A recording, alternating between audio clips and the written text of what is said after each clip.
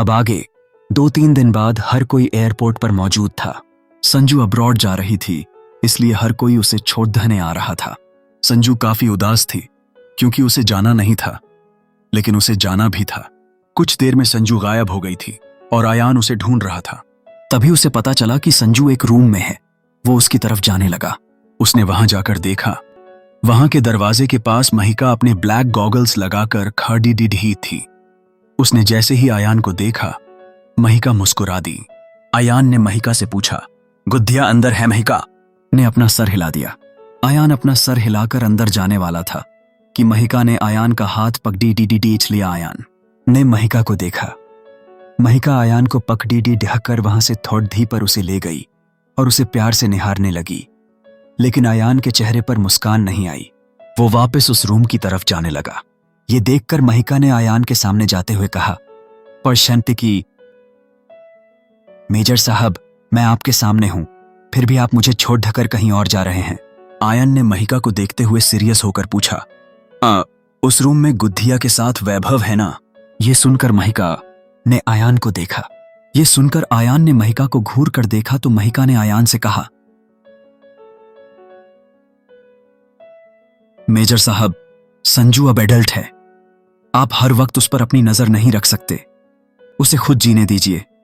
आपका ऐसा करना भी गलत है। अपनी बहन को प्रोटेक्ट करना अच्छा है, लेकिन कभी उसे भी अपने हिसाब से चलने दीजिए। आयान ने महिका से कहा, मैंने कभी भी गुद्धिया को कुछ भी करने से नहीं रोका है, लेकिन महिका ने आयान से कहा, मेजर साहब, आपको अपनी बहन पर यकीन है और मुझे वैभव पर यकीन है। वो घमंडी जरूर है, लेकिन किसी के साथ खेलना उसे नहीं आता। इतना कहकर वो चुप हो गई।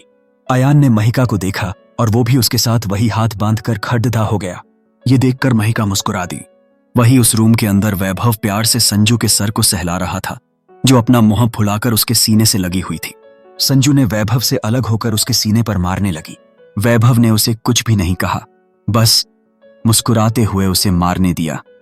जब संजू ने वैभव को मुस्कुराते हुए देखा तो वो रुक गई। उसने मुंह फुलाते हुए अपने पैर जमीन पर मारते हुए कहा,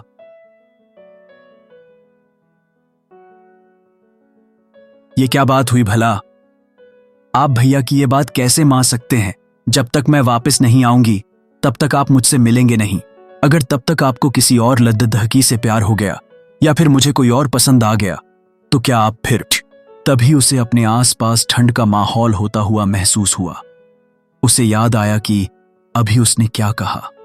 ये याद आते ही उसने अपने मुंह पर अपने हाथ रख लिए और चुपके से वैभव को देखा, जिसकी आंखें आग उगलने के लिए तैयार थीं।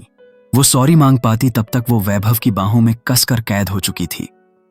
अगर इस वक्त कोई और लद्दा की तो वैभव को देखकर डर जाती, लेकिन शायद संजू को इसकी आदत हो गई थी, या फिर उसे पता था कि वैभव चाहे कितना ही गुस्से में आ जाए, लेकिन वो कभी उसे चोट तो नहीं पहुंचा सकता था।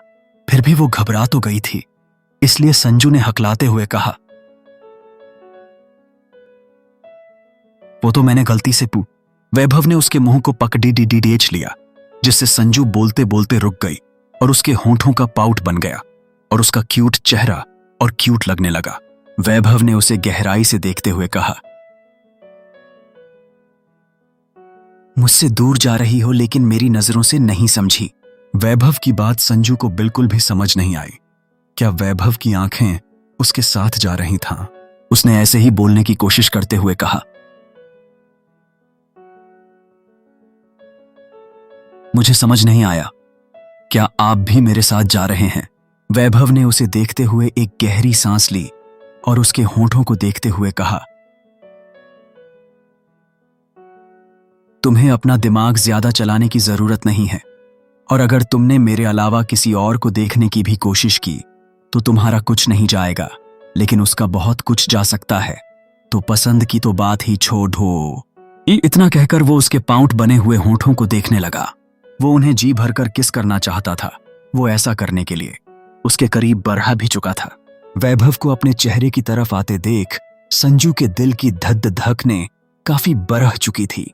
उसकी आंखें भी बंद हो चुकी थीं। वैभव उसके होंठों को छू भी पाता कि उसे आयान से किया हुआ अपना वादा याद आ गया। उसने कहा था कि वो उसका इंतजार करेगा, तब तक उससे दूर रहेगा। ये याद आते ही वो रुक गया। उसने संजू के होंठों को ना छूकर उसके कंधे पर अपना सर रख लिया। उसने संजू के होंठों को छोड़ दिया और प्यार से उसके सर को चुम लिया। वैभव के ऐसा करने से संजू मुस्कुरा दी, लेकिन अगले ही पल उसका मुंह फिर से एक बार फूल गया। वैभव ने संजू से पूछा, अब क्या हुआ? संजू ने कुछ नहीं कहा, बस अपना मुंह फुलाते हुए वैभव के होंठों को देखने लगी। वैभव उसके मुंह फुलाने का मतलब समझ गया था। उसने कुछ नहीं कहा तो संजू ने खुद ही शर्मिंदगी और गुस्से के मिले जुले भाव के साथ कहा, यह गलत है, मुझे किस करना है आपको? वैभव ने उसे देखा। वो भी यही चाहता था, लेकिन उसने उससे दूर रहने का वादा किया था। उसे ही पता था कि उसने अपने आप को कैसे रोके रखा था। वो ऐसा कर नहीं सकता। संजू ने वैभव के कोट को खींचते हुए कहा, सुना आपने? वैभव ने एक नजर उसे देखा। वो समझ गया था कि अगर उसने ऐसा नहीं किया तो संजू बाकी कुछ समझे या ना समझे, वो ये जरूर समझ लेंगी कि उसे संजू में कोई दिलचस्पी नहीं है। वैभव ने संजू की कमर में हाथ डालकर उसे अपने पास खींच लिया। वैभव के ऐसा करने से संजू उसके बहुत करीब आ गई, इतना कि उसका शरीर वैभव के शरीर को छूने लगा था।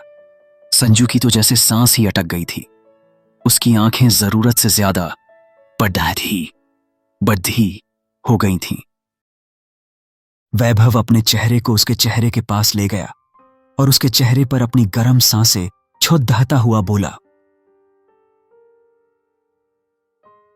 सुना, मैं तो कब से ऐसा चाहता था।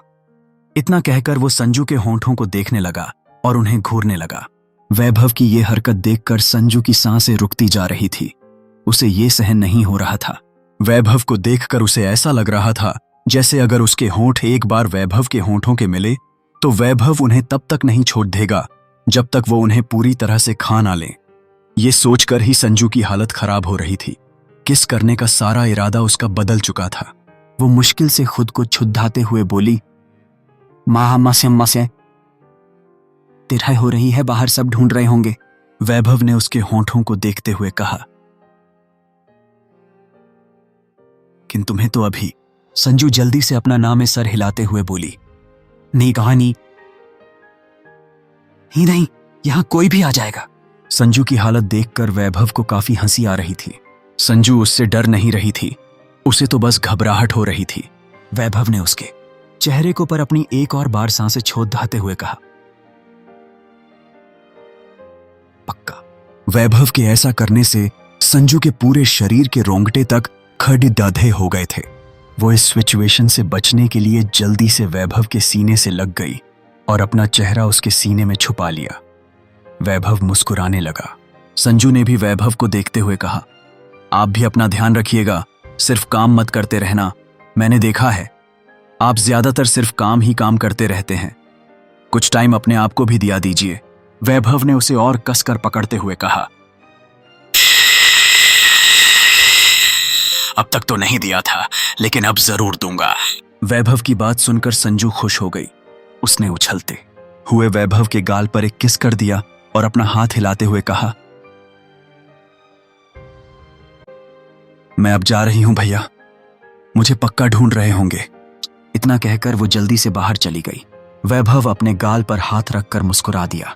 संजू के चेहरे पर मुस्कान थी, लेकिन रूम से बाहर निकलते ही उसके चेहरे की मुस्कान चली गई थी। वो उदास हो गई थी। ये सच था कि वो वैभव से बहुत प्यार करने लगी थी और वो उससे दूर नहीं रहना चाहती थी। वो अपनी उदासी के साथ सोच ही रही थी कि उसे कहीं से कुछ आवाज सुनाई दी। उसे उस आवाज में कुछ गड़बड़ नजर आई तो उसके करीब चली गई। वो एक कोने में आ गई जहां से लोगों की नजर पड़नी मुश्किल थी। उसने वहां जाकर देखा कि 3 लड़के एक लड़की को परेशान कर रहे थे। ये देखकर संजू खुद में बड़बड़ाई, पब्लिक में भी लड़कियां सेफ नहीं हैं। इतना कहकर वो उनके पास चली गई और कहा, तुम तीनों मिलकर एक लड़की को तंग कर रहे हो, क्या यही तुम सबकी मर्दानगी है? संजू की आवाज से उन सब का ध्यान संजू की तरफ चला। किसी लड़की को देखकर उस लड़की ने संजू के पास जाने की कोशिश की कि तभी एक लड़के ने उसे पीछे धकेलते हुए कहा, अच्छा तू कहां जा रही है? ये देखकर संजू को गुस्सा आ गया। एक लड़के ने संजू से कहा,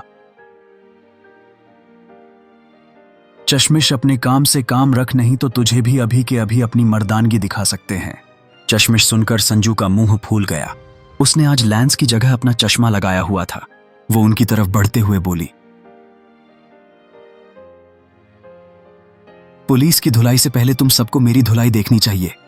कब से अपनी सीखी हुई स्किल्स को ट्राई नहीं किया है। उसकी बात सुनकर वो हंसने लगे।